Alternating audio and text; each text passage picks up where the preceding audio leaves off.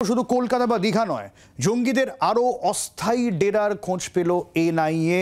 পুরুলিয়া, দার্জিলিং, সেখানেও শেল্টার জঙ্গিদের।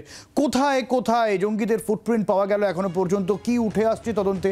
পিয়ালি রয়েছেন আমাদের সঙ্গে সরাসরি। পিয়ালির কাছ থেকে গোটা বিষয়টা বুঝে নেব। এখনো পর্যন্ত ঠিক কোন কোন তথ্য এসেছে, এ রাজ্যের কোথায় কোথায় কিভাবে যাতায়াত ছিল জঙ্গিদের এখনো পর্যন্ত? পিয়ালি।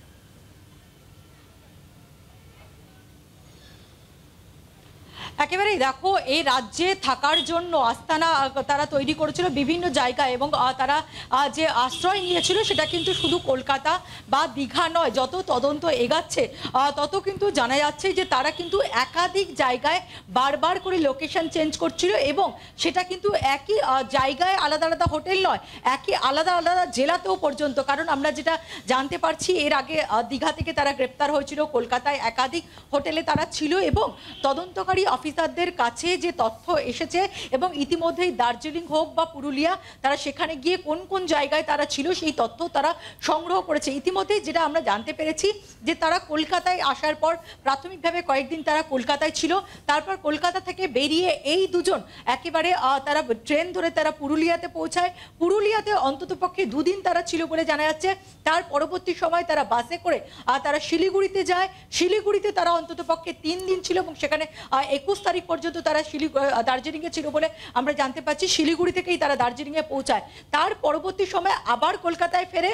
কলকাতায় ফিরে বন্দর এলাকায়, বিশেষ করে খিদিরপুর এবং ইকবালপুর এলাকায় তারা দুটো হোটেলে আলাদা আলাদা ডেটে তারা সেখানে থাকছিল, এবং 28শে মার্চ তারা কলকাতা ছাড়ে। এবং এই 28শে মার্চ ছাড়ার পর তারা মূলত হাওড়া স্টেশন এলাকার, হাওড়ার যে বাস স্ট্যান্ড রয়েছে, দীঘাগামী যে বাস স্ট্যান্ড, সেখানে তাদের যে সিসিটিভি ফুটেজে তাদেরকে দেখা গিয়েছে। এখন এই 28শে মার্চ বের হওয়ার পর তারা সরাসরি কি দীঘার বা পূর্ব মেদিনীপুরে গিয়েছিল, আর সেটা সম্ভবত নয়। তার কারণ পূর্ব মেদিনীপুর জেলা পুলিশের তরফ থেকে যেটা সূত্র মারফত দাবি করা হচ্ছে যে 10ই এপ্রিলই তাদের জেলাতে পৌঁছেছিল। অথচ এনআইএ তদন্তকারী অফিসাররা যে তথ্য পাচ্ছেন যে 28শে মার্চ কলকাতা ছাড়ার পর তারা কিন্তু রাজ্যের যে পশ্চিমাঞ্চলের যে জেলাগুলো সেই দিকে মুভ করেছিল।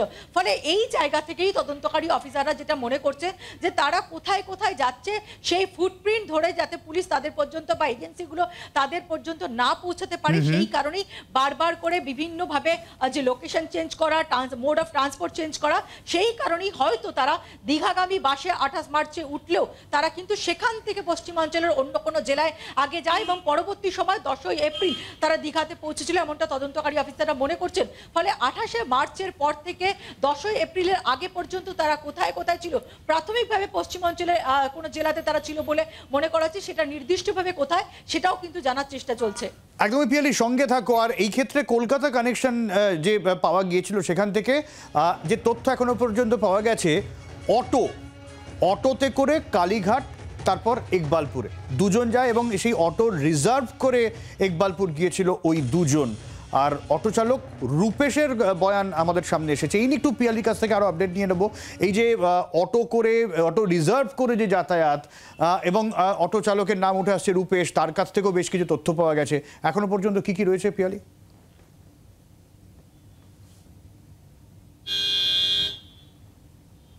দেখো, এনআইএ তদন্তকারী অফিসাররা প্রত্যেকজনকে কিন্তু তারা নজরে রাখছে, যাদের এখানে বিশেষ করে তারা এভিডেন্স কালেক্ট করার জন্য। যেমন ঠিক একইভাবে অটো চালক, যে অটোতে করে তারা খিদিরপুর অঞ্চলে পৌঁছেছিল, যে অটো চালক তাদেরকে হোটেলে পৌঁছে দিয়েছিল, সেই অটো চালকের বয়ান, তার সাথেও তারা কথা বলেছেন। মূলত সেই অটো চালক আগেভাগে কোনোভাবে তাদের চিনত কিনা, বা এই অটো চালকদের সঙ্গে যখন কনভারসেশন হয় বা তাদের যখন পৌঁছে দিতে বলে কি কথা হয়েছিল, কোথায় কোথায় তারা গিয়েছিল, সেইগুলো জানার চেষ্টা চলছে তদন্তকারী অফিসারদের তরফে। তার পাশাপাশি তুমি জানো যে চাঁদনি চক এলাকার একটি মোবাইলের দোকানেও তারা গিয়েছিল। ফলে প্রত্যেকটা জায়গা যেখানে যেখানে তাদের ফুটপ্রিন্টের হদিশ পাওয়া যাচ্ছে, প্রত্যেকটা জায়গায় তদন্তকারী অফিসাররা পৌঁছাচ্ছেন। কোথায় তারা ছিল, তাদের সঙ্গে কেউ ছিল কিনা, কেউ তাদেরকে লজিস্টিক সাপোর্ট দিচ্ছিল কিনা, লোকাল কোনো সাপোর্ট তাদেরকে দিচ্ছিল কিনা, এই সমস্ত বিষয়টা তদন্তকারী অফিসাররা বোঝার চেষ্টা করছেন। এই কারণেই সকলেই যাদের কাছ থেকে যেখানে যেখানে তারা পৌঁছেছেন, যেটা হোটেল মালিক হোক, হোটেলের কর্মচারী হোক, সেটা মোবাইলের দোকান হোক, বা যে অটোওয়ালা বা যে বাস স্ট্যান্ড থেকে তারা গিয়েছে, সে প্রত্যেককেই কিন্তু তদন্তকারী অফিসাররা জিজ্ঞাসাবাদ করছেন বা তথ্য সংগ্রহ করছেন। একদমই পিয়ালি, এই অটো চালক রূপেশ যার কথা উঠে আসছে, যার অটো ভাড়া করে 120 টাকা দিয়েছিল রিজার্ভ করে, এবং ইকবালপুরে গিয়েছিল এই জঙ্গিরা, কি বলছেন এই রূপেশ শুনবো।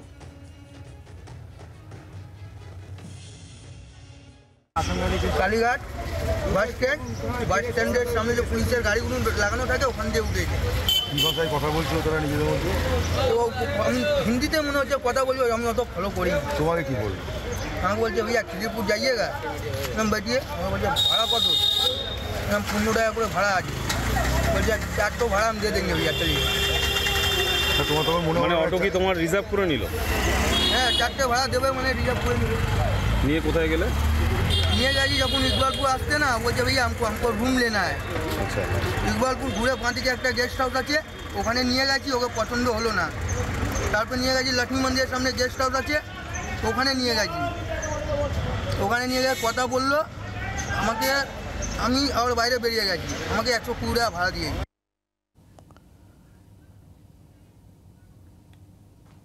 কুণাল ঘোষ ইনি কি বলছেন একবার শোনাবো আপনাদের। দুটি দুষ্কৃতী তারা বেঙ্গালুরুতে এই কাণ্ডটা ঘটালো। সেখান থেকে এতগুলো রাজ্য পার হয়ে বাংলা এসে টুকটাক জায়গা বদলে বদলে থাকলো।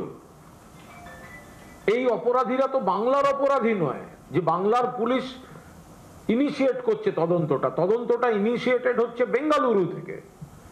যতক্ষণ না বাংলার পুলিশকে কোনো টিপ দেওয়া হচ্ছে, কোনো তথ্য দেওয়া হচ্ছে, ততক্ষণ বাংলার পুলিশ এটা এইভাবে দোষ চাপানোটার কোনো অর্থই হয় না। একটা নিয়ম করতে হয়, প্রত্যেক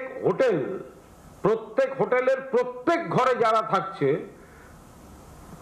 তারা ঢোকার পরই প্রত্যেককে পুলিশ পরীক্ষা করবে। কি সম্ভব? যদি দোষারোপ করতে হয় তো তাহলে কাঁথি লোকসভা কেন্দ্রের অধীনে ছিল,